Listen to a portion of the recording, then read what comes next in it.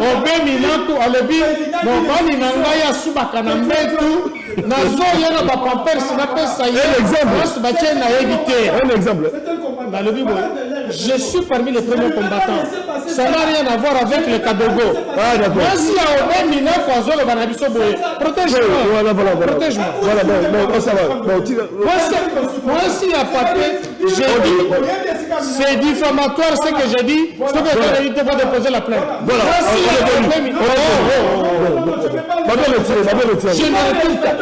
Je ne retire pas. Parce que c'est une réalité. Non. Un prix de justice. Maîtrisez-vous, vous se maîtriser. Vous se maîtriser. Quelle est ma joie? Il y a qu'à célébrer les lots. Oh. Il y a une champagne. Merveille Toto. Il y a une champagne. Qu'on célèbre.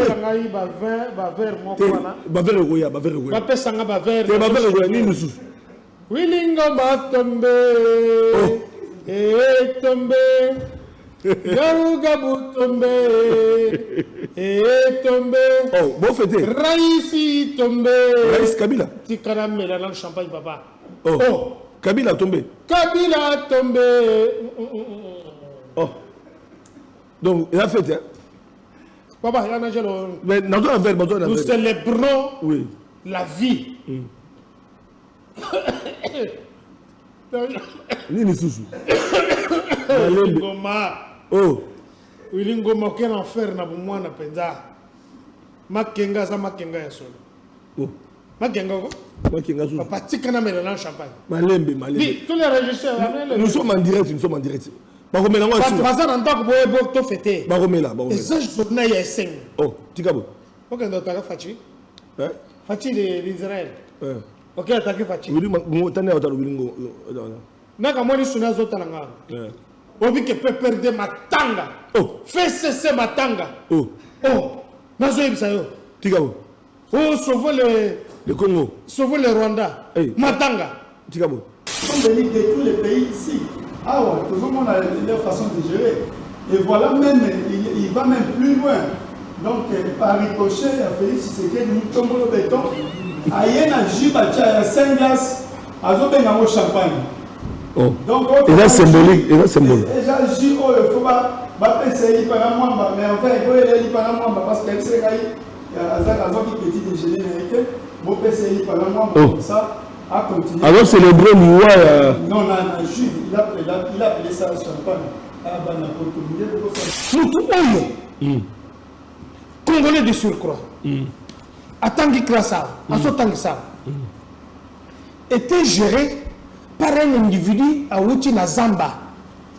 Joseph Kabila. La zone va bien, nous à Outi na Zamba, un usurpateur. Tant que nous na Zamba, kuna toilette zalagité.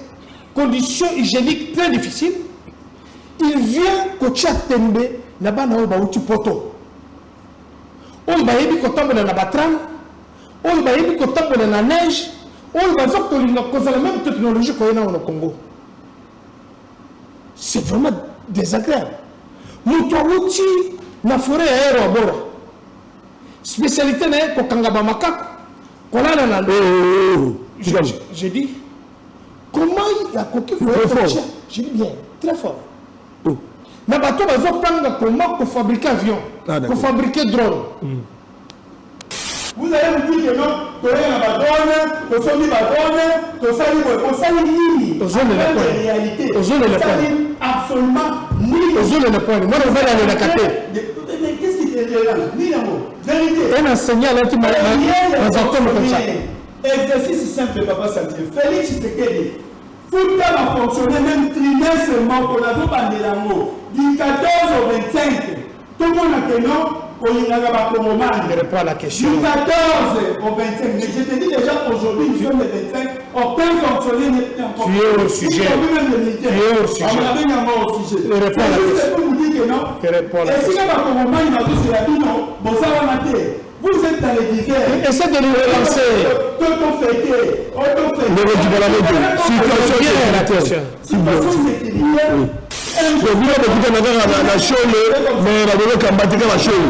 Il est par alimenter crise. Ce qu'on dit que le docteur Kamba conseille Félix Tshisekedi. Félix Tshisekedi, Mutombolo béton.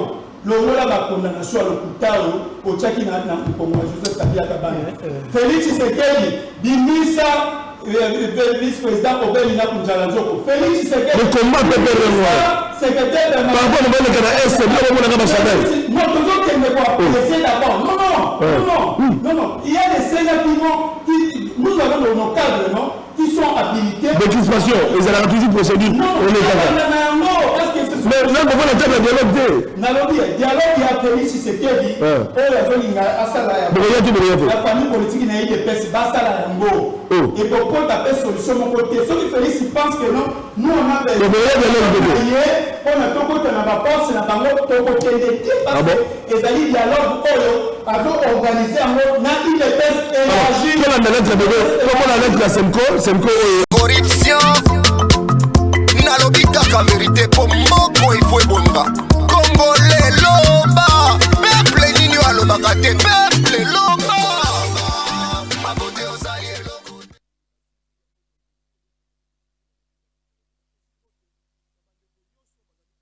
libanda ya Congo bozali ebele na mikili papa ya bandeko na ngai ya Bruxelles, bandeko na ngai ya Genève, bandeko na ngai ya Paris, bandeko na ngai ya Amsterdam, ya solo bobaki papa santé c'est nzonga na lakini bino ete na mikolo ko ya bandeko balandi surtout bantenne na ngai o bazompe na diaspora pour na koloba ete tout ko zazala na bino to kobeta masolo parce que boni ete makamba koloba ezali ebele pe na calendrier na ngai de senga ki bandeko balandi bandeko à Genève bezela papa sentinelle à partir du mois de juin. Voilà bandeko balandi toyeka okoba après annonce ya loi ya oyo azali supplétif tokolo ba porte-parole ya ba M23 o bazali supplétif ya Rwanda M23 FC bolanda ki loi ya Wilingoma bandeko balandi na suka nango toyoka ki pe lisusu ete basusu bazalaki attaqué, bazalaki touché, et puis là on apprend encore la nouvelle du décès.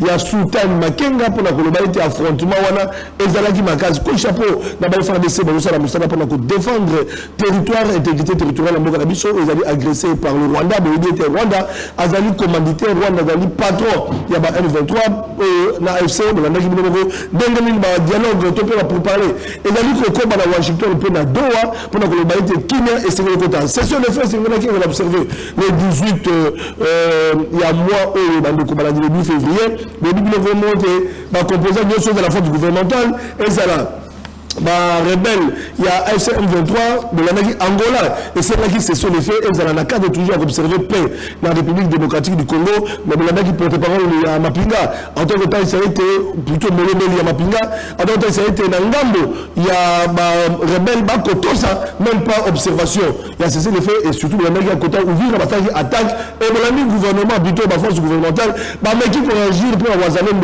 toujours Wana pour défendre Mabele et Mboka de l'Amérique on apprend après l'IWA il y a Willingoma nous apprenons le décès il y a Sultan Makenga dialogue consolateur quels seront les soubassements tout peut devenir le babacaï de charge où il y a été bandeko baleka dialogue toujours dans le dialogue bolanda qui consultation va dire que ça le manazera bangangaza mais de kamba où il y a kutana qui na mona boka Martin Fayulu après kokuta na mona boka Martin Fayulu adressé qui peut correspondance na bandeko ya PPRD c'est vrai il a été parti politique ya PPRD parti politique à Joseph Kabila ezali ya kokangama ba ko exercer susu ba activité te bolandaka mesure ya ministre ya intérieur vice ministre intérieur oyo alekaka na ko suspendre l'activité ya PPRD oyo ba ko accuser Joseph Kabila ko appartenir na ba mouvement insurrectionnel mouvement oyo ya ba M23 pour être akendaki kuna pe azali na bango bolandaki donc bino cours militaire oyo a tranchaki pour na condamner Joseph Kabila condamné à mort et puis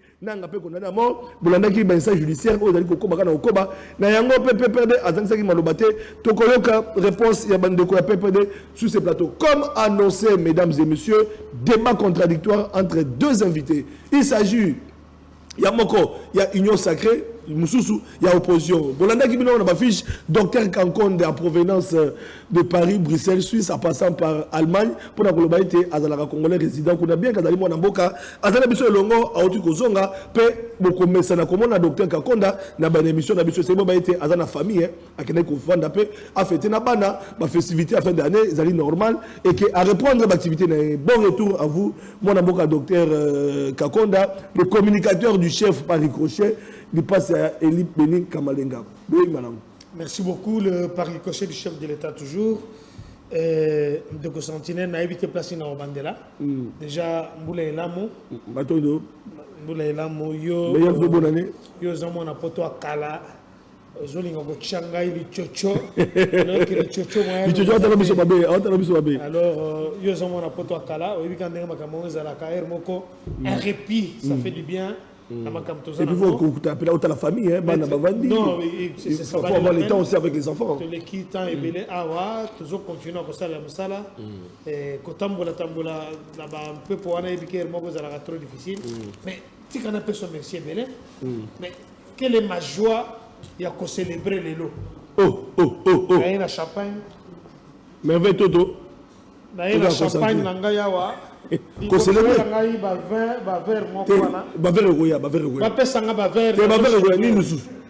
Wilingo Matombe, Tombe, Garuga Butombe, Tombe, oh, bon fêté. Raïsi Tombe, Raïs Kabila. Tikana Mela dans le champagne, papa. Oh, Kabila tombé. Kabila Tombe. Oh, donc, il a fêté, hein.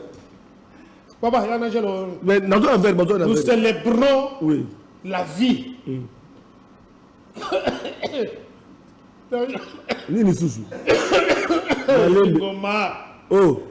Wilingoma, quel enfer na moi na penza. Makenga za makenga ya solo. Oh. Makenga ko?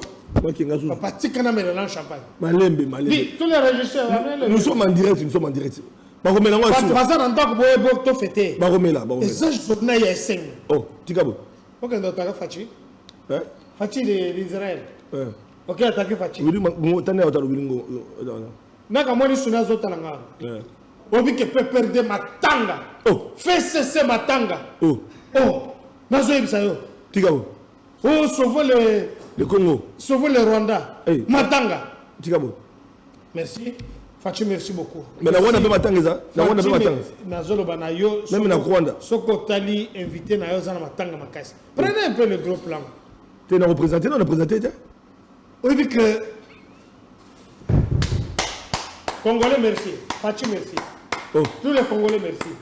Toute la diaspora merci. Abino yango. Oh. Champagne yango, ça va continuer après. D'accord. Merci, j'ai fini. Le Soudani peut avoir Koufi. Nairobi. Sultani make na Koufi makasi. Oh. Nazolo banaye azokuta nana Wilingoma. Na porte en fer. Bazubande bundawana. Oh. Vous vous rendez compte qu'il y a une année jour pour jour que 100 000 personnes ont été tuées na Goma, Bukavu par des incultes. Des incultes ici. Moutouana na malade à Mabé Azana, on a fait aux autres Mabé déjà. Donc il n'avait rien à perdre de faire pour Maba Congolais parce qu'il m'a déjà que Azak candidat. Fachi, merci beaucoup pour notre drone. Ah! Donc la technologie a changé. Dans le bib, il a changé ce que. En tout cas, front militaire, Babi Toumé changé. Front médiatique, Patrick Mouya Azo Lembaté, na front médiatique, toujours félicitations. Non, mais Mouya il faut le féliciter. Azo continue toujours combattre. Parce que dans le moment, tout ça, communication, il y a Mouya communication, il y a gouvernement, et ça au bon fixe. Ce que Mouya moi, je leur repose une chose. Tant que ça, là, briefing, c'est la journaliste. C'est le communicateur, le pari-coché comme nous. C'est nous qui faisons la promotion de ce qui se passe ici. Est-ce que Mourine de Mouya a célébré champagne? À quoi ça on a encore un ami dans la culture qui officiellement à quoi ça l'a monté? Mais nous, nous célébrons. Nous, c'est agréable de célébrer. Dans la vie, nous célébrons. Bon, célébrons l'Iwa. Dans la vie, nous célébrons l'Iwa, il y a un inculte. Ah, un culte. Ah, ok, merci pour la précision. Nous célébrons l'Iwa, il y a un terroriste. Ah d'accord. Oui, c'est plus qu'un bel date. Voilà, nous sommes... Comme dit, j'ai le contraire. Et pas non, on a présenté, invité toute l'année sur place. Mesdames et messieurs, nous sommes en direct. Nous savons que nous sommes en direct. Les numéros sont affichés. Vous avez un message, nos numéros, il y a Vodacom, pour ne pas citer les réseaux, il y a un numéro payé à Paris. Pour la bande de Congo, nos numéros sont affichés. Vous pouvez envoyer vos messages et je pense que nos invités vont devoir répondre à vos préoccupations. Sur ce plateau, comme annoncé, Bande Kobalandi, Toyambi, moi Namboka, Nestor qui parle à moto cadre du PPRD, parti cher à Joseph Kabila, parti où Bakangi activité. Et d'ailleurs, nous apprenons que Matanga, ils allaient na FCC, na PPRD et pas Kabila. Et Baroudi qui parle à moto, Anna Matanga, même mais curieusement, on a dit noir, on a évité. Bienvenue. Merci Papa Sentinelle, merci à la vous voyez qu'il y a un monde de matin, nous avons solo. Parce que non, je serai en face des colibataires. Non, c'est une réalité. Tes populations, on a dit c'est l'homme qui a peur. Non, mais comme vous m'avez donné la parole, laissez-moi aussi pour recadrer d'abord, n'apprécie d'abord mon retour au pays. Donc, après avoir fait ça, la vagabondage dans Poto, uniquement pour détruire la République démocratique du Congo. Donc, ça, on a sommé à l'État Tinassé, les abats dans Poto. Donc, Oyo, qui va donner des leçons. Dans les bandes, dans les réseaux sociaux, pour les musiciens. Pour ça, pour les politiciens, donc c'est-à-dire. Je suis tout le monde ce sont les mêmes personnes, maintenant on se retrouve en face, ils sont venus de tous les pays ici. Ah ouais, tout le monde a leur façon de gérer. Et voilà, même, il va même plus loin. Donc, par ricochet, il a Félix Tshisekedi, nous tombons le béton. Aïe, na Jibacha, il y a 5 glaces, à Zobenamo champagne. Oh. Donc, et là, symbolique. Et là, symbolique. Déjà, il faut pas essayer par la moindre, mais en fait, il faut aller par la moindre parce qu'il y a un petit déjeuner américain. Vous pouvez essayer par la moindre comme ça, à continuer. Alors, célébrer l'Iwa. Non, il a appelé ça champagne. Ah, ben, il y a 5 glaces. Papa Sentinelle, aujourd'hui, le monde entier a compris que nous, il de place, ils ont battu au Yakusa na bango dit-il. Il de place, ils ont parti au Yono et Tolobaka nango kaka et ba respecté kaka signature na bango. Félix Tshisekedi n'a jamais respecté sa propre signature. Ils sont en parler à Doha. Ils ont signé. Donc, cessez le fait. Bango na bananga na bawilingoma. Communiquer à Bango et quand même à RTNC, nous y a témoin, tout le monde est témoin. Mais aujourd'hui, à notre grande surprise, par ricochet à Moutombolo Béton, avant CP, là, le dit que non, Babomi moko partenaire ou ya Bango moko Babomi. Et c'est le reconnaître parce que tout le monde a le Polabiso, pour l'autre la biso, Wapanga, pour qu'il y ait des boutiques à biso, na manière mini. Donc ils sont toujours là, uniquement même Babao ya Bango moko, Bako Bomaka Bango, mais Bako fêter na Liwa na Bango. Tu as dit que non, AFC M23 est allé en pourparler comme partenaire en conflit na régime à Félix Tshisekedi. Personne n'a connu. Même pour débattre, il ne va pas les nier. Et puis ce qui est grave, c'est comment? C'est quoi? Mouyaya jusqu'à présent, lui qui est habitué à communiquer, il n'a pas encore communiqué. Je l'ai vu, à moins que je me trompe. Dans mon message à Mouyaya, Oyo, pour se faire le roi par ricochet, à Moutombola, se fait là, tout le monde a les réseaux sociaux, ils ont bombardé, mais roi Pisikoyo, va cesser de faire Oyo. Tout au Félix Tshisekedi, à Sali Nangola, plus de 4. Mais on a qui balobeli à Mapingate, il se défendre contre l'attaque. Parce que M23 FC va respecter. Ils allaient mesure, il y a qu'on répondre, il y a qu'on riposter. Et ce qui a fait que l'adversaire va perdre l'élément. Oh, Nangam peut à Wazalon, va perdre Mandekobele, donc vous habitez. La question. Nous sommes dans un débat contradictoire. Vous avez donné en premier la parole à mon co-débatteur, Maître Winer Docteur Kakolongo. Docteur Kakolongo, pardon. Kakonde. Vous lui avez donné la parole. Abimisi Champagne n'a agi.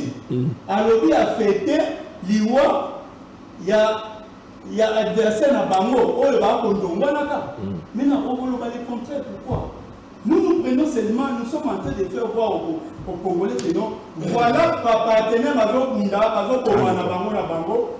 Entre-temps, tout ce qui est fait comme voyage, il y a soi-disant pour le Kenya, Félix Tshisekedi, lui-même n'élève pas na Kenya. Félix Tshisekedi a fait pour na Kenya. Et notre frère a parlé de 100 000. C'est-à-dire, ils sont contents que nos bateaux qui pendant 14 mois ici, au frais de l'État, Babio qualité, aussi Bamandoki, et ils sont là, ils peuvent voyager, ils font un tour en Europe, et puis à Zongi, à Yéna, à Saint-Glace, à Méli, à l'Obitobomi, partenaire à Bissot, à l'Obagami Tobomi. C'est là où nous vous disons que non, tous ceux qui sont en train de se faire ici ne va pas construire la République.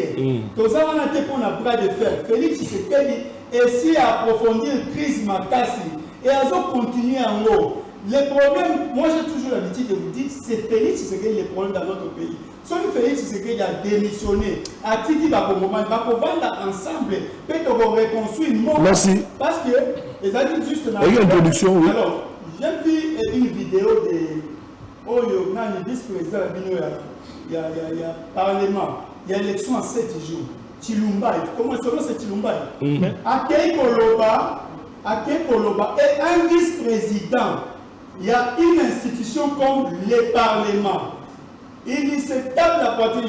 On m'apprend qu'il est aussi juriste. Et puis à Tangisaka, à l'université, à Koloba, vice-président peut perdre Obemina Kunjalanjoko, na secrétaire permanent Emmanuel Ramazan Chadal, Basali en bonne santé et puis Basa bien traité, et puis Basa bien traité pour les quand même, Bango Basali Banda. C'est-à-dire un vice-président d'une institution a commis porte-parole, il y a un service. Parce que jusqu'à présent, biso bayi peut perdre, peut pas comme moment, toyedi à ta traçabilité, et si ka Chadal Emmanuel Azalité, et si ka VP Obemina Kunjalanjoko Azalité, et si ka Dunia Kilang Azalité, mais un vice-président d'une institution qui se tape la poitrine en confirmant même qu'ils sont en bonne santé. Or que les rapports nous renseignent que non, les deux visites, Madame Minapuna, Madame Chadal, l'honorable honorable Vivine Païko, Bakouti Libaï n'a pas mon état critique. N'a pas coulé, n'a pas moins à conséquence qu'il faut changer parce que tu as dit que par exemple, il y a un moment où tu vas me et il y a des transitants qui ont 10 ans, mais selon le rapport à Nibali na Bango, à 19 h. Et comment un vice-président d'une institution merci pour l'information. Merci. Voilà, pour la direction. Merci. Voilà comment il faut ouvrir même les institutions. Ça nous étonne beaucoup. Merci. Tout le compte à la matière. On vous avait dit de ne pas à la matière. C'est pour ça que nous disons matin, midi, soir que nous ne voilà. aucune loi les protège. Voilà. Merci beaucoup. Peut-être qu'on a qu'à sujet, il y a fêté, il peut dénoncer ma caméra, le cadre à partir de au bazar arrêté. Nous devons entrer dans le sujet parce que les gens nous attendent, parce que l'actualité politique oblige. Situation sécuritaire à l'est de la République démocratique du Congo préoccupe tant soit peu par Congolais belé. Donc, on compte à maman dans mon sujet. Moi, je ne peux pas condamner, continuer dans le cadre à sujet. L'affrontement, ils ont continué, non-respect. Il y a cessé le feu pour la hostilité. Dans l'Est, ma victime, parmi autres partenaires, il y a la force gouvernementale à Doha, pour parler pour le dialogue, pour la Kimia. Le Bézala, et dans le principe, comment la maman qui m'a monté. Pour être Kimia sur le Zonga, et Kota, dans le Zonga, dans mon école, mon amboka, docteur Kakona, avec mon amboka, au Biboni. Merci beaucoup. Je suis au regret, comme on a que. Où est ce débat banamiqué? Je n'aurais pas voulu être associé à ça, mais il faut tout mettre ça Makambouli Kolo. Très bien. La personne qui venait de parler est un professeur d'université. Batoubaza Libanda, est-ce que Bako qui retrouve un professeur d'université n'a pas le goré à Ochosala? Oh, Tikamo. De deux. Moutou Oyo. Congolais de surcroît. Atangi Krasa, Asotangi Sa. Était géré par un individu à Outi Nazamba. Joseph Kabila. La zone va bien, Moutoua Outi Nazamba, un usurpateur. Tant que Nazamba, kuna toilette Zaragité, conditions hygiéniques très difficiles. il vient kotia tembe na bana oyo bauti poto oyo bayebi kotambola na batram oyo bayebi kotambola na neige oyo baza kolinga kozala même technologie koyena au Congo. C'est vraiment désagréable. Moto auti na forêt aéro abora spécialité na kokanga ba makako kolala na j'ai dit comment il a coquille j'ai dit bien très fort. Mais bateau bazo prendre comment pour fabriquer avion, pour fabriquer drone. Je félicite ici un ami, je ne voulais pas citer son nom, parce que moi, en Turquie, moi, une fille, elle n'a que 9 ans. On les apprend déjà comme homework, travail à domicile, comment fabriquer les drones. La fille est ici, moi, on a 9 ans. Ok. Dans le pays de la Turquie. La fille est ici, ce qui est ici, ici, je vais t'amener chez son père. Texte. Félicitations à eux. Moi, on a 9 ans besoin d'apprendre comment fabriquer les drones. Pour le moment, un ingénieur comme lui, Anissa, enseignant Anissa, il y a un côté dans ma cabo politique, il ne sait même pas partout où il va se retrouver. Oh. Azo le bon moto, il y a un outil comme on a.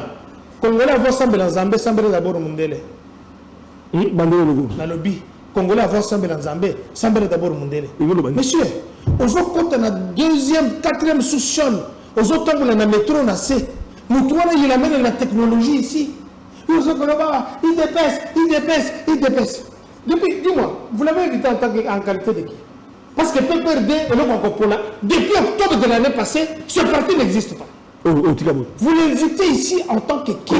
Congolais. Non. S'il se représente comme PPRD, bon, au moins, il y a un bolo qui est sur moto. Vous amenez quelqu'un qui vient fraîchement. Je coach la moto aille calmement. À sa prison kala, à sa bimaï prison. Après moi kala. Avant de attaquer, au lieu de s'attaquer à Makambu, il y a solo, aux autres s'attaquer à un individu. Un par ricochet du chef de l'État, le seul et l'unique. Le fils de Moutombolo, Moutombolo béton. A touché. Mon père c'est papa mouchoir, monsieur Sounama, monsieur Sounama. Awakobi Maté. Vous parlez de M. Mouya comme si c'était votre ami. C'est une autorité de ce pays. Monsieur, nous ne sommes pas autour de Lambert Mende, le Tchako national. Oui, c'est quelqu'un qui donne la matière, qui oriente, qui donne des instructions, des orientations. On sait pas nous, il y a des autorités de mon pays, avec une légèreté comme ça. Nous ne sommes pas des Gadogo, nous ne sommes pas le régime des Gadogo ici. Et quand vous parlez de l'UDPS, parlez avec de l'UDPS avec beaucoup de respect. Regardez, vous perdez beaucoup de crédit. On dirait, regardez, en manque d'inventivité, vous allez nous chercher sur ces maîtrisables. Ceux qui m'ont mis, ceux qui ont été en borne, je ne comprends pas. Aujourd'hui, vous l'avez laissé. Abandonner maîtrisable. Ah bon? Monsieur, vous nous parlez de Doha. Mais vous n'êtes mal placé pour parler de Doha. N'est-ce pas que FCC, de M23, c'est les amis de Joseph Kabila qui a créé le mouvement rebelle ici? Ce n'est pas Joseph Kabila? Est-ce que tu as des preuves? Il y a comment le rebelle et puis le jeu ici. As-tu des preuves? Parce que ce que vous dites, vous citez les services avec la divulgation, on dirait service, il y a tant de des ministres, il y a santé, il y a nani et pas étranger. Je ne vais pas revenir là, c'était un recadrage pédagogique. Je vais te faire maintenant la pédagogie politique. Écoutez, le voyage du chef de l'État, ça produit. Quand vous voyez quelqu'un, pour la toute première fois, un président américain, à son côté, un président africain, pour la toute première fois de breakfast meeting, voilà, je ne peux pas comprendre. Ça c'est fort, papa. Yo mo ni na da film. Aso tele ba film amabe yem satika. Yo mo film. Yem satika. Go si bate. Na ndama ka bana solo bana yo. Yo mo ba vidéo ba bi na téléphone là au comment expliquer que comment ozo yo ka PPRD FCC M23. Oh azo voyager ming. Oh comme incompétent. Et cet homme, un président américain lui dit Mr. President, stand up please, you have to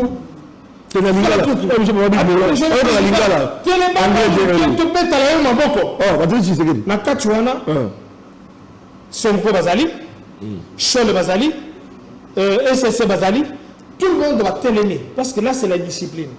Plus de 3000 personnes dans le monde entier, va télémer, va zober télémer, quoi tomber le maboko.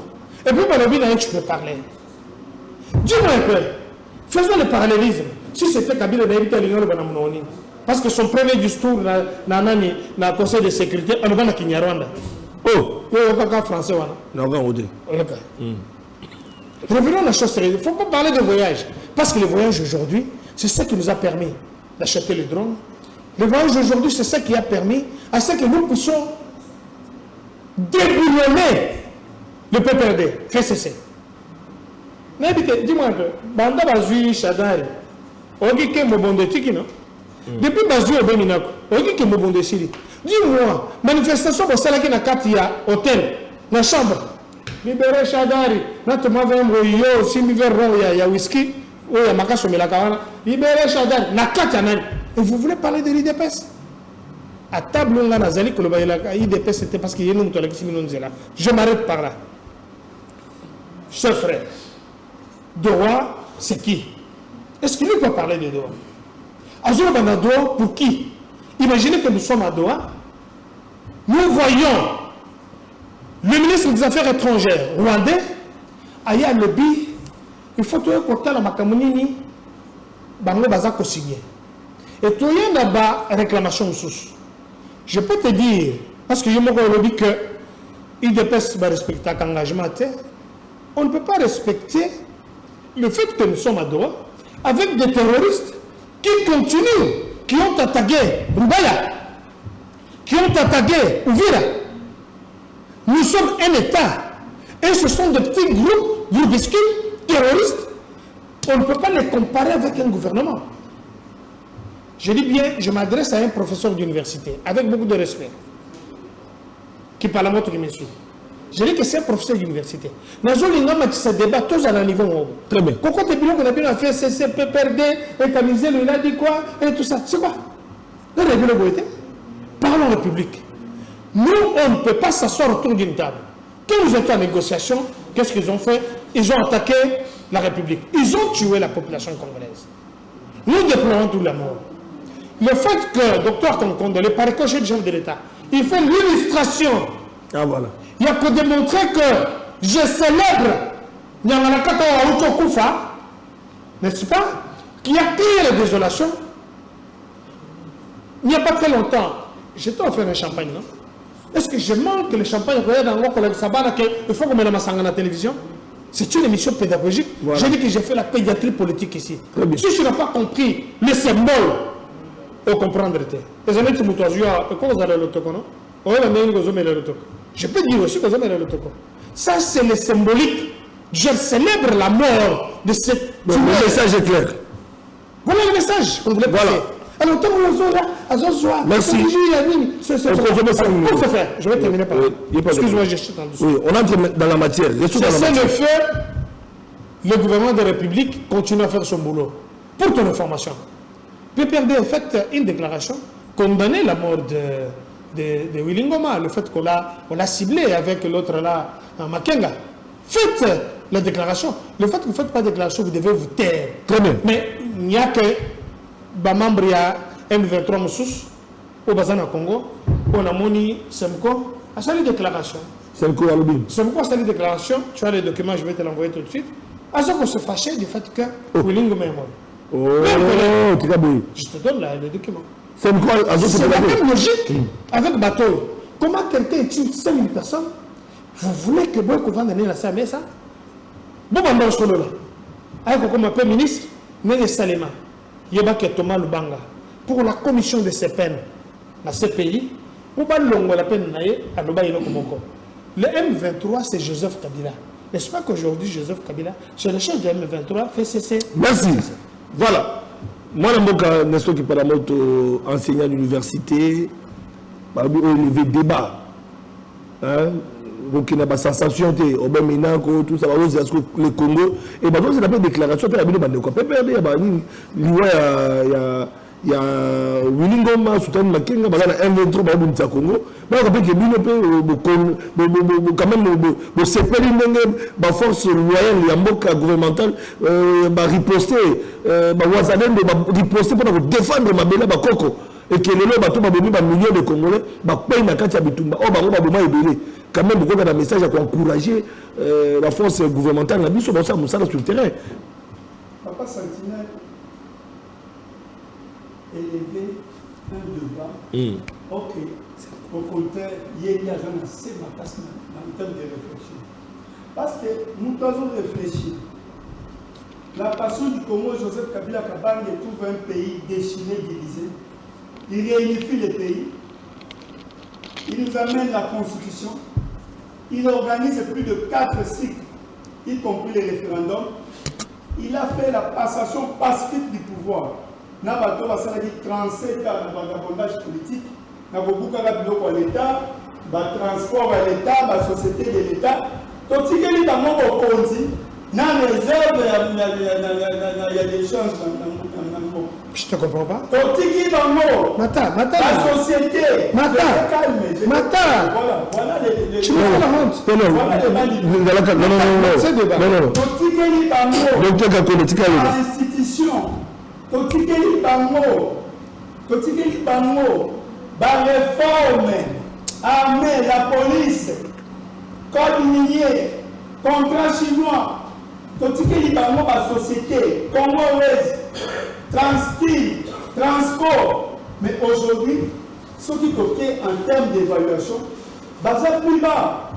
Alors dit que non, un individu. Est-ce que Moutou a dans le débat de qualité peut appeler Joseph Kabila la passion du Congo un individu? Usurpateur. Hein, Papa Santi? Voilà là où on fait descendre les débats. Au lieu que toi mener des idées, à part il y a les uns et les autres. Non. Avec que non, Papa il y a moins de libéral. Mobutu a fait plus de 32 ans au pouvoir. Vous étiez dans la rue, matin, midi, soir. Et vous êtes et Benani dictature, et puis Joseph Kabila Kabang la passion du Congo, aïe Kokutana, Bemba, partenaire à Bino. N'a pas oublié, Bangono Stoubazaki n'a pas mis matière débat. Il y a à Sangisi Moka. Et lorsque tu connais État, c'est parce que la passion du Congo, Joseph Kabila Kabang, a mis son intelligence. Dans l'âge 29 ans, c'est quoi, à titre comparatif, Joseph Kabila prend le pouvoir, il n'avait que 29 ans. Avec tout ce qu'il avait trouvé comme problème au pays, Azaki n'a pas terre à Sangisi Makogoman. Félix Tshisekedi qui prend le pouvoir, moi la poto, 57 ans d'âge. Oh, on a comme on a métro, on a comme on a neige, on a comme ça, oh, même Fumukimba, on a Zali, à l'élite parce que yo moringo, on a comme ça neige, on a comme ça métro. Mais Félix, on a gagné pour vivre dans le métro, on a fonctionné dans le métro, ailleurs, on a vu pouvoir dans 57 ans. Il a détruit tout. Il est au sujet. Il est ici, présent, au Koumissa, même on va comparer, Kabila a 29 ans, on a Félix à 57 ans. Tout ça, tu as un peu de hein? Par contre, tu m'as pas dit pour déloger comme on l'a pas besoin. Pour que même avant la bazamba. Insécurité, c'est de partout. Plus de 7 ans, vous savez comment voter. On y a un officiel, mais faites un communiqué officiel, non? On est à régime, on a bien fait un gouvernement. Mais il y a des secteurs pour récupérer le territoire ligne, pour récupérer la province ligne. Est-ce que le problème est si ou bien les alliés pour persister? Pour ceux qui m'adronnent, oui, il a fonctionné à Foutamata. Kabila vous a laissé un exercice simple avec un budget de 4 milliards de dollars. Il payait les fonctionnaires du 14 au 25. Joseph Kabila avec un budget de 4 milliards. Mais vous avez soi-disant un budget de 25 milliards de dollars. Mais vous êtes incapable de payer les fonctionnaires. Aujourd'hui, par exemple, nous sommes le 25. Même les militaires ne sont pas payés. Est-ce que même les militaires? Non, maintenant, ils passent parce qu'ils ont des vérités. Enseignants n'en parlons même pas. Vous allez vous dire que non, tu as un badone, tu as un badone, tu as un réalité. Absolument ni. Moi, je vais aller la capter. Mais qu'est-ce qui te dérange? Ni l'amour. Vérité. Un enseignant là qui m'a dit comme ça. Exercice simple, Papa Santiago. Félix Tshisekedi tout ça a fonctionné même trimestriellement pour la zone Bandelango. Du 14 au 25, tout le monde a que non. Je réponds à la question. Du 14 au 25, mais je te dis déjà aujourd'hui, nous sommes le 25, aucun fonctionnaire n'est encore. Tu es au sujet. Tu es au sujet. On avait un au sujet. Je réponds à la question. C'est pour vous dire que non. Je réponds à la question. Et si on a il m'a dit c'est la vie, non. Bon, ça va mater. Vous êtes dans les divers. Essaie de nous relancer. Le récupère la moto. Situation sécuritaire. Situation sécuritaire. Mais c'était pas. Vous condamnez, par exemple, dans mon Dodo Kamba qui vous a approché par la correspondance ou sous réalisation et que sur la dans la lettre, il y a Dodo Kamba, et après peut demander une réaction. Voilà la lettre de Dodo Kamba, on a commis à Kouta Nabino. Et pour qu'on ait une réaction, il y a PPRD. Pour répondre à Dodo Kamba. Donc, on a un processus à travers la commission vérité et réconciliation. Donc, on a un Martin Faoulou. Voilà, on a Nabino, PPRD, Kabila. Tout ça, ils arrivent toujours dans le cadre de la Kimia. Mais aujourd'hui, pour la sécurité à Boka. Voilà, apparemment, on répond de tout. On a toujours chose à la très intelligente. Et monsieur Mario et ça, merci beaucoup. Dodo Kamba, voilà. C'est parmi Bato Oyo, Bameni, crise Namboka. Oh, mon frère. Dodo Kamba fait partie à Bato Oyo, dans une situation à Boka Oyo. Tout le monde pour le débat. Nous avons fait une émission dans tout ce qu'on faisait comme débat. Sinon, la désignation, c'est de deux Kamba et les groupes des 6 autres confessions religieuses qui ont imposé les frères de Félix Tshisekedi. Pour la CENI. Ils ont imposé Kadima. Aujourd'hui, les confessions religieuses sont divisées à cause de Dodo Kamba. Ils étaient à 8 maintenant. L'Église catholique. Pourquoi ils ne sont pas ça? Dodo Kamba doit commencer à réparer d'abord avec les autres confessions religieuses. Dodo Kamba doit présenter des excuses aux Congolais d'avoir imposé Denis Kadima. Denis Kadima qui nous a produit une élection de plus de 7 jours. Il y a un Kenai ma probabilité. Non, Dodo Kamba. Il y a un probabilité. Dodo Kamba était à la base. Mais vous même la vérité de réconciliation. Il y a un avec une assurance balingisco qui n'est pas là. Attends, mais il y a les alaki. Comment on a connu ça? Qui me va sur le cas? Ils doivent d'abord se rendre compte que nous sommes parmi les gens qui ont déclenché cette crise. Déjà en imposant Denis Kadima, c'était déjà une crise. Ah, on a plutôt failli. C'est là où. Voilà, failli le numéro qui va. Normal, failli le Félix Tshisekedi, ils sont dans leur cas de la patrie. Oh là là. Normal, failli. Ça c'est fort, ça c'est limite. Failli le Félix, basé ensemble, y compris avec les Kaboul. Ah bon? Ce sont des gens qui sont en train de. Mais pourquoi il y a un Mabangote? Bon, vous avez Dodo Kamba, déjà problème. Dodo Kamba. Oui, la correspondance, il y a un Mabangote. Allez-y, rapidement. Il est à la source de cette crise de nous avoir imposé Denis Kadima. Et puis, Dodo Kamba a été ma surtout Félix Tshisekedi Dazosala, et ça pour amener division. D'abord, la fameuse condamnation à mort de la passion du Congo, Joseph Kabila Kabaye. Et le spectacle Mokote Amboka. Nibé Komoko et Sénat, pour la même militaire Kabila, il était question de deux chambres là se réunir en congrès. Mais cela n'a pas été le cas. Mais Dodo Kamba, étant que Tata Molima Félix Tshisekedi, Atika Félix Tshisekedi a manipulé justice afin que la condamnation à Bangoya, il est baisse. Aujourd'hui, tout ce qui se fait, on prend en soi-disant, on suspend le PPRD. Comment un parti politique peut être suspendu pendant toute une année sans que l'on va reprocher Maman et le Komoko à fond. Aujourd'hui, le vice-président PPRD, Robert Minakunjalandjoko, Félix Tshisekedi a envoyé la garde républicaine à 1 heure chez lui à la maison, le prendre devant sa femme et ses enfants. Aujourd'hui, il est dans un endroit impoli. Il envoie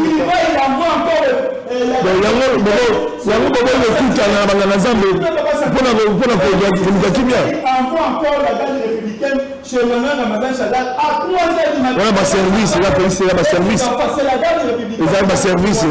Et cela fait déjà plus de 65 jours. Qui est là où. Alors, donc, vous avez après de la route. On ne connaît pas, ce sont des gens qui gèrent d'abord le PPRD. De nous, comme on veut se rencontrer avec quel acteur politique du PPRD. Mais vous notre président national, Joseph Kabila Kabange, un jour. Vous avez la chôle, mais la Dodo Kamba, c'est la chôle. Il est par alimenter crise. Ce qu'on dit que le Dodo Kamba a conseillé Félix Tshisekedi. Félix Tshisekedi, nous tombons le béton. Longola la condamnation à l'hôpital au Tchaki na Congo Joseph Kabila Kabange. Félix Tshisekedi bimisa vice-président Obelina Kunjalanjoko. Félix Tshisekedi. Le combat peut perdre moi. Secrétaire de par rapport au moment de c'est bien au moment de Chanel. Non, toujours qu'il ne voit essayer d'abord. Non.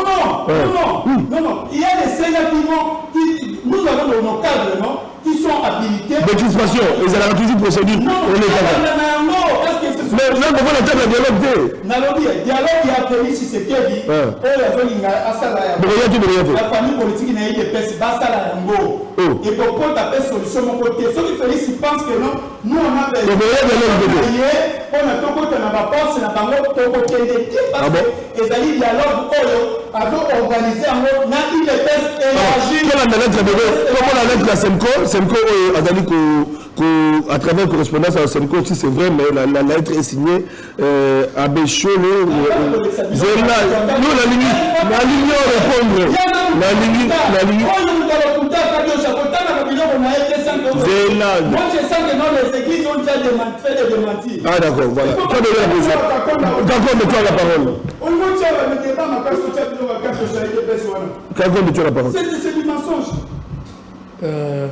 Avec beaucoup de respect, il faut savoir protéger l'invité. De légèreté, comme ce qu'il vient de dire, à Kosa Kamakasi, je pense qu'il fait du psittacisme. Malembe, maman malembe pour la maman bipula. Oh monsieur maman bipula. Balinga ba le poto na binote pe kota na mato il faut ba ko yoba. Malembe. Maman je dis ba maman bipula. Je lui donne l'occasion de s'expliquer par rapport à soi-disant lettre Batindi dont on ne connaît ni la tête ni la queue. Il n'a pas le temps de s'expliquer là-dessus. Ah bien calme ça Rabino. Imaginez. En commentant au dé. Comment on a Azo Sotler. C'est pour la première fois que je vois. Tu n'as pas d'argument. Tu es calme. C'est ça les conséquences. Diaspora.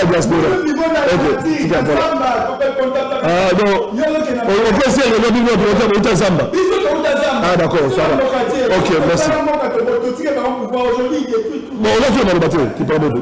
Je te protège. C'est pour la première fois que vous voyez un professeur sous Fachi, bien habillé comme ça. Félicitations Fachi. Calmez-vous. Calmez-vous. Ah, tu parles de ton l'homme enseignant universitaire qui m'a clochard. Quand vous voyez un professeur à l'université, il transpire, alors qu'il y a le clim ici. Félicitations c'est Fachi. Le document est traité. Quand vous voyez un épris de justice, on dit que la santé est bonne.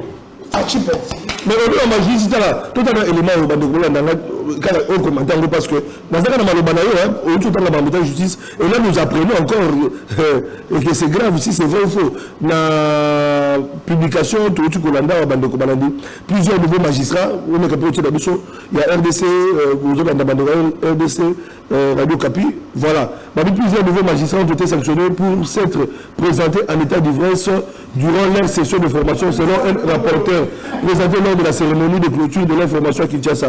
D'après le Conseil supérieur de la magistrature, l'un d'eux a été mis à la disposition des organes disciplinaires après être présenté un jour dans un état d'ivresse très avancé. Donc, c'est une information à vérifier ou vrai, mais on prend les cas, si tel était le vrai, on répond parce que c'est sous le régime de Tshisekedi. Je vais revenir à ça. Voilà. Mais d'abord, comme vous voyez, le Conseil supérieur de la magistrature, ils sont dirigés par Mwanamboka Dieudonné Kamolete. Ils allaient dans la deuxième formation, il y a des magistrats à Mboka. Il y a pas que dans Mboka, il y avait des magistrats. Quand la mission a des magistrats, nous allons mais dans le régime, il y a Bakadogo et il y a Mabota Kaouchou. Donc, il Zamba. Il était tout bandé là-bas. Dans le bureau, c'est papier mouchoir, ça va encore l'aider. Parce que pas transpirer. Il y a sur la biche. C'est la calme. Énergie. Je peux lui donner. Vous avez dit, il y a 2 ans passés, le président Dieudonné Kamoleta, il a constitué le Conseil supérieur de la magistrature, bien qu'il était dans Niwana, la formation d'abord. Magistrat, et puis par après, sélectionner Bango, on les a encore formés pour les envoyer dans leur poste d'attache. Ça, c'est le bilan dans Makambotali, Conseil supérieur de la magistrature. Nous félicitons le chef de l'État, nous félicitons le président Dieudonné Kamoleta. La deuxième session, on a dit que Les magistrats qui testent na bango, ils sont venus, ils ont été recrutés, bazou bango pour pas qu'il y ait des bango avant UPC. Bakende que bien que monsieur Bossali ba test na bino Bossali qui ba épreuve après les sélections pour bango susu ya lokoto bazala ke belé bazwa ki bango ba tchaki ba nani sikawana. Mais on a compris que parmi les magistrats wana, il y en a bazا ko na état d'ébriété. Il y en a qui sont sanctionnés. Il y en a on va devant la justice parce que cause à la magistrat et l'ingolobate que ozoyowana. Ça c'est le bilan du chef de l'État sur le plan de la justice. Pourquoi ne pas maintenir quelqu'un comme ça, comme Dieu donné comme l'État, qui est venu, qui a pris la justice, la décision, Nani Basambisa, Matata Mpogno, ou a commis le lot, Mouyibi, Mounene, dans le but Matata Mpogno, Mouyibi. Il a volé la République 285 millions de dollars. Entre-temps, le projet de 10 projets, Mbongo 6 milliards 700 millions, Matata Mpogno, Akima Namboka. Alors, c'est la justice. On comprend que non, Kamoulet a fait bien son travail. À cause de la maintenue de la merci. Il fait un travail exceptionnel. C'était une question. Nous n'avons qu'à les soutenir. Voilà. Et puis, que Tchaïe Fleur, tant que nous avons un bon moyen. Parce qu'on a vu ces magistrats-là. Par contre, il y a des bons moyens dans l'état de Breton, mais il m'a sanga. Et moi, c'est que j'encourage aujourd'hui même la justice, même sous le Kamouleta, quand ça va pas mal, tu vas sanctionner. Mais tant qu'on a la voilà, tout évolue. Deuxièmement, quand vous vous rendez compte que moi, si à Chadari, non, il y a Obemina. Ailleurs, il y a un Soubakarambet. Nazo, il y a un pampers, il faut savoir que c'est la gaille. Et l'ancien président de quoi de on peut faire exemple de d'abord. Non, c'est une réalité. Ah bon? Moi, si on veut manipuler, dis-lui de se calmer. Ce que je dis, c'est ce qui se passe à l'époque. Protège-moi. On contredit. On maintenant calme. On contredit.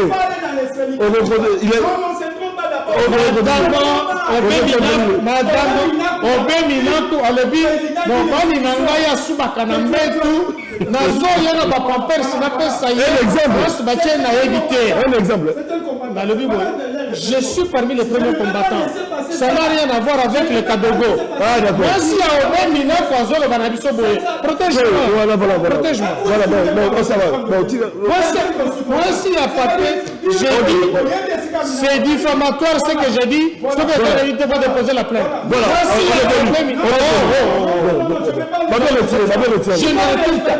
je ne retire pas. Parce que c'est une réalité. Non. Un prix de justice. S'il vous plaît, maîtrisez-vous, faut se maîtriser. Faut se maîtriser. D'accord, bon, laisse-moi. Ok, d'accord. Tika, voilà. Attends. Donc, voilà. Par moralité. Ah, s'il vous plaît. Par moralité. Le bas Moussou, Tika, voilà. Moi, s'il y a Obémi. Non.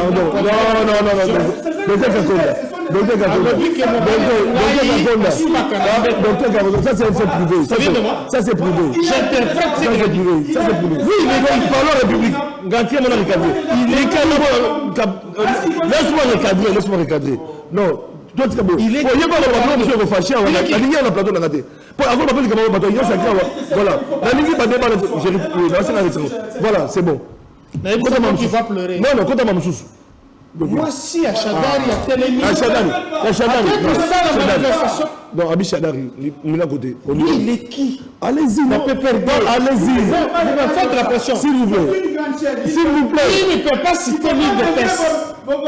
Il ne peut pas citer l'île de Pest avec légèreté. S'il vous plaît.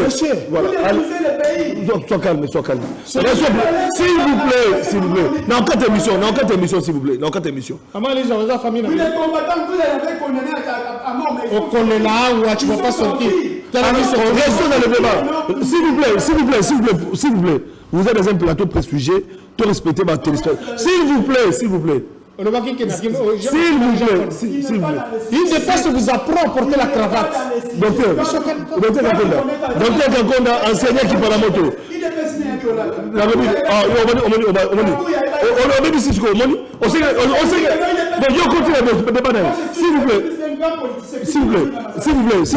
S'il vous plaît. Ça c'est vos vies privées. S'il vous plaît qui parle la moto. Prochainement, on va bloquer ce contrôle, s'il vous plaît. Ma émission, tout respecter. Plateau, il y a un dirigeant d'Abino. S'il vous plaît. Vous avez besoin de Kawana pour respecter s'il vous plaît. On continue. 2 minutes. Kiti Mabine Ramazani, quand il grandissait, faisait la politique moboutiste, il y a Djalel, il n'était pas encore né. Alors, tu viens de citer quelqu'un, dis-lui de se calmer. C'est désagréable. Un débat banamique, je n'aime pas. Allez-y, allez-y. Situation Il sécuritaire. n'est ni de près, ni de loin. Famille à Maman Olive. Batoubaouta s'occupe pour Ebi Bangote. Parce qu'aux partisans, tu ne veux pas qu'on les cite. Et tu veux citer Kabou et moi Nabouté. En 47. Monsieur, il faut te calmer. Ah bon, ça va. Quelqu'un qui vous apprend à porter la cravate, les lois, la cravate, aux autres, un professeur. Qui m'apprend à porter la cravate? S'il vous plaît, qui parle de. Il y a un autre dérangé. Si comme on qui parle de. PPRD, c'est toi qui dérange. C'est l'opposition qui dérange. Situation sécuritaire, on termine. Qu'on retienne quoi par rapport à la situation de la situation sécuritaire. Il y a 2 grandes personnalités. Il y a opposition, en fait, il y a rébellion. Sultan Makenga, Willy Ngoma, dialogue. Qu'est-ce que nous devons retenir pour la paix en République du Congo? Il n'y aura pas de dialogue. Tant que Kagame est au pouvoir. Dans le Bango. Tant que Kagame est au pouvoir, il n'y aura pas de dialogue. Dialogue pour faire quoi? Pour ramener Kabila, qui vient de créer souvent les Rwandais, qui vient de tuer. C'est pourquoi j'en interpelle aux autorités judiciaires de mon pays. Monsieur Kabila a été condamné. Monsieur Nanga a été condamné. Monsieur Matata Poyo a été condamné. Qu'est-ce que vous attendez pour établir le mandat d'arrêt international? Interpol est là. Interpol les allés en Pembeni. Recommandation. Je demande à ça que ces individus puissent être interpellés. Vidéo 8 minutes dans la vidéo. Moi, je ne m'intéresse pas à la vie, il y a un repris de justice. C'est un sanguinaire. Pourquoi les autres en Comore? Parce que ce n'est pas son nom. La haute cour militaire nous a dit que comme on a les alliés hyponites Kanambé, ce n'est pas Kabila, ça ne vient pas de moi. Comment expliquer que Moutonzo est à la télévision? Merci. C'est la fin de l'émission. Pour s'attaquer, Namboka, qui tue? Comment expliquer que la SEMCO, on va utiliser la déclaration d'abord ce matin? Je dis bien, je dis bien ceci.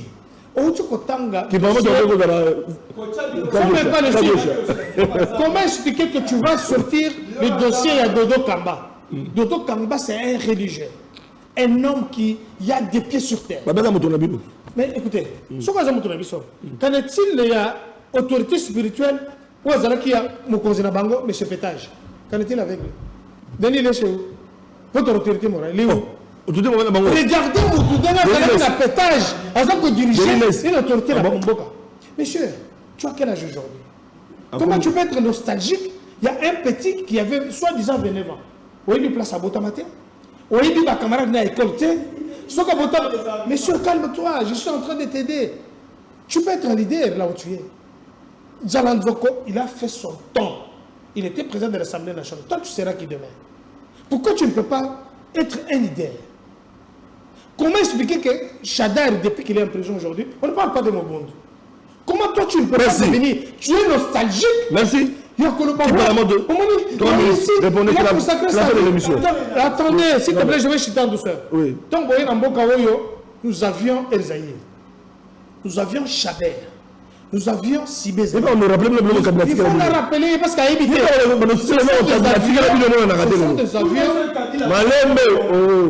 Ce sont des avions. Ce sont des avions qui sont au Tambonanango. Tant qu'on quitte me bien Ramazan, vieux voilà, toi qui n'es pas bougement, toi qui n'es pas là, lui n'était pas là, il m'a dit. C'est innocent. Il nous invente. Ma tante en pognon sont bien avions, Yassika. Et où tu connais vol inaugural, avion Tikana. Faut bien que Kabiatika les alliés. Bien on est là. Kabiatika la bino. Ayaki d'abord. Ayaki d'abord. Qui parle d'où? Là on répond. Botan caoutchouc. Il est parti avec combien? 35 milliards. C'est ça, non? Avec une réserve d'échange. Dans Zoloba. De l'autre côté, Bagnon. Réserve d'échange, je dirais qu'il y a combien? Si c'est un débat. Mais pour Bagnon, si c'est un débat sur Makambouane, je suis d'accord. Voilà. Merci, parce que c'est la fin. Situation sécuritaire, on retient quoi? Est-ce qu'on retient population situation sécuritaire. Par rapport à la situation sécuritaire, par rapport au dialogue. Constat le matin, j'ai répondu. Voilà. Il n'y aura pas de dialogue, il n'y aura pas de s'asseoir. Tu vois, dans les situations. Ici, c'est la République. Merci. Nous attaquons, nous prenons le continuer, s'il vous plaît. Merci. Voilà.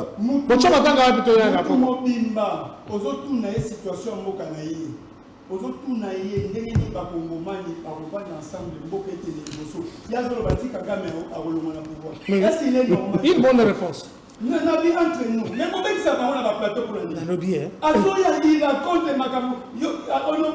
d'abord il est peut-être le qui est sous le CG. Pourquoi pas il responsabilité? Je suis autorité morale d'un parti politique. À la différence de toi, écoute monsieur, je suis autorité morale d'un parti politique. On commet la maille le droit. Voyez les mailles sous son nom. Oh, malem. Problème sous son nom. Tu vas transpirer ici au public. S'il vous plaît, c'est la fin de l'émission. Voilà. Donc d'abord, à ça ils sont là. Qu'est-ce qu'ils c'est qui? Il c'est qui? Voilà. L'exercice moko kaka Félix Tshisekedi olandana na basuminoa na bato nyonso to bozolia misolo mboka bofuta bafonctionnaire na trimestre moko 14 au 25.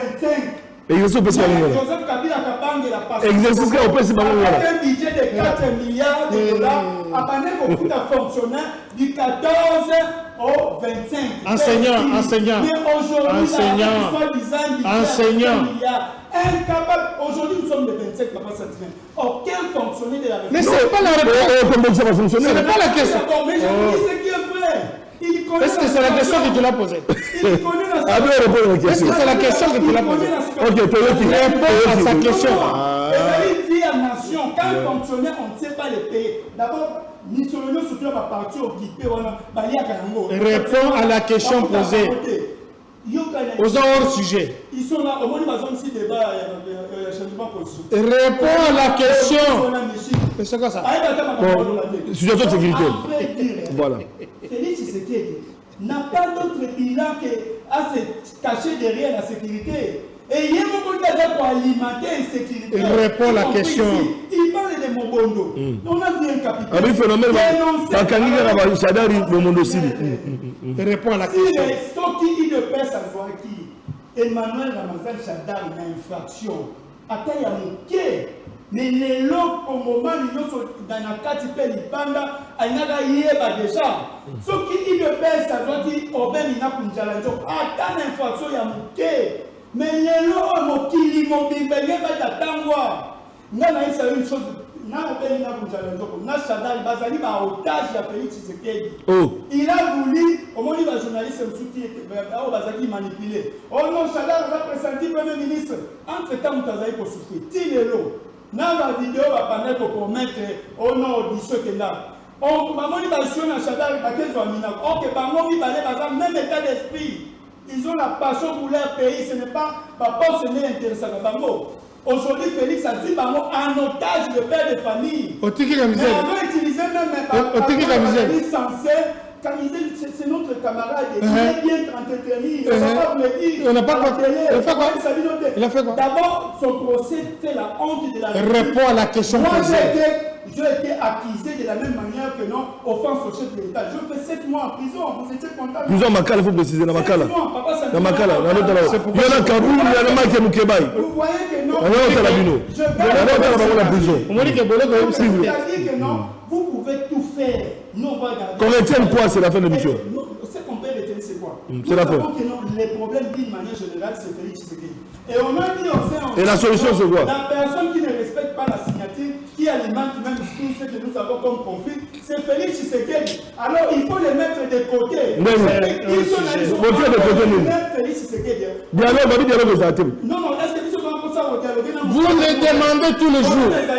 Dans un sein de dialogue, tous les jours. Et continuez à vous arrêter.